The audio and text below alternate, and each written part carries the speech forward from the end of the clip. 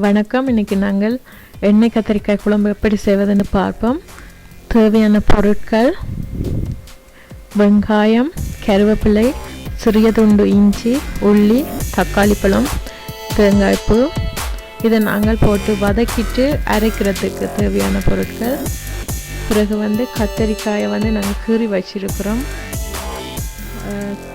தாளிக்கிறதுக்கு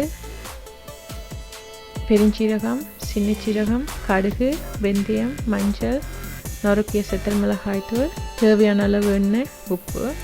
இப்போ நாங்கள் ஒரு பாத்திரத்தில் எண்ணெயை ஊற்றி சுடறியதும் கீறி வச்சிருக்கிற கத்தரிக்காயை போட்டு வதக்க போகிறோம். எல்லாத்தையும் போட்டு மூடி வச்சிருக்கணும்.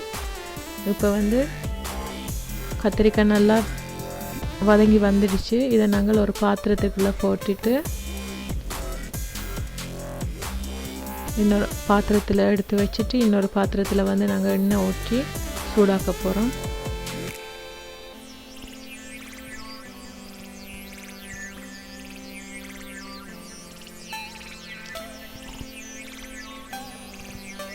இப்போ சூடறினதும் நாங்கள் வெங்காயத்தை போட்டு வதக்க போகிறோம். அதோட கருவேப்பிலை, உள்ளி சேர்த்து வதக்க போகிறோம்.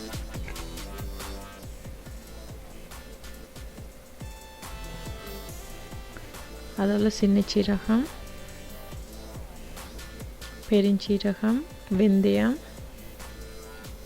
இது நாங்கள் அரைக்க போகிறோம். இதை வதக்கி போட்டு அரைக்கிறதுக்கு தான் இதை வதக்கி கொண்டிருக்கிறோம்.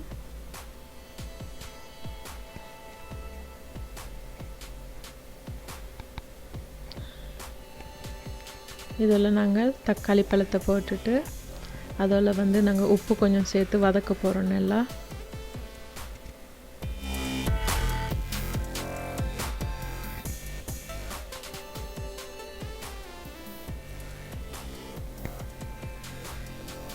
இப்போ நல்லா வதங்கிடுச்சு. இதோட நாங்கள் தேங்காய் பூவையும் சேர்த்து வதக்க போகிறோம்.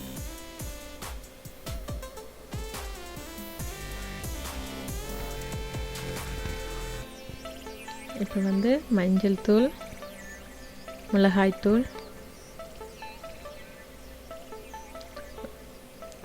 சேர்த்து ஓரளவு வதக்கினதும் அடுப்பை நீங்கள் ஆஃப் பண்ணி கொஞ்சம் ஆற விடுங்க. இதை நல்ல ஒரு பேஸ்ட்டாக வார அளவுக்கு தண்ணி விட்டு அரைக்க போகிறோம்.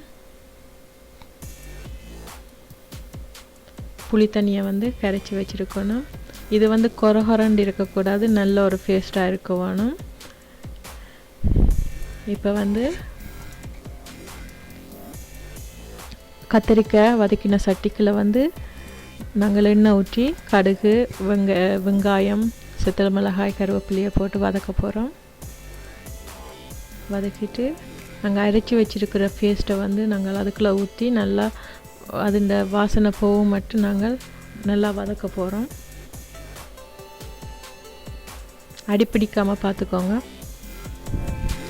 இப்போ நாங்கள் கரைச்சி வச்சுருக்கிற புளி தண்ணியை ஊற்றி நல்லா கலக்க போகிறோம்.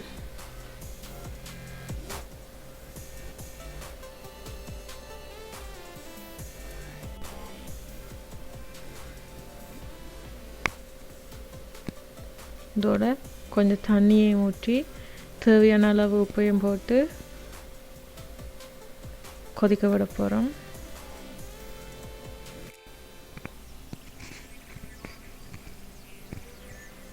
இதை மூடி போட்டு மூடி விடுங்க.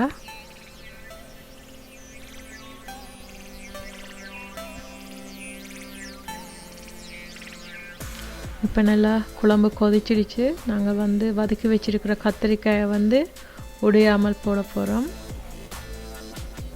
கிளறாதீங்க, கரண்டியை வச்சு சும்மா கத்தரிக்காயை தட்டி விடுங்க.